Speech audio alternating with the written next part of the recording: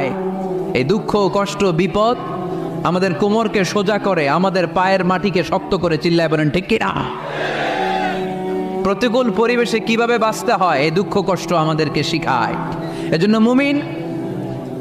মুমিন বান্দার বৈশিষ্ট্য হচ্ছে দুঃখ কষ্ট বেদনা জ্বালা এগুলোতে সে আপসেট হয় না, সে হাল ছেড়ে দেয় না, সে ভরসা রাখে একজনের উপর। চিল্লায় বলতে হবে তিনি কে? কারণ মুমিন জানে রাত্রি যত গভীর হয় অন্ধকার তমানিসা ভেদ করে সুবহে সাদিক হয়। মুমিন জানে গর্ভবতী নারীর পেটের ব্যথা যেই দিন বাড়তে থাকে ওই দিনই নতুন মেহমান আগমনের সময় ঘনাতে থাকে। মুমিন জানে তার জীবনে দুঃখ কষ্ট বিপদ যত বাড়তে থাকে সুখের দিন কাছে আসতে থাকে।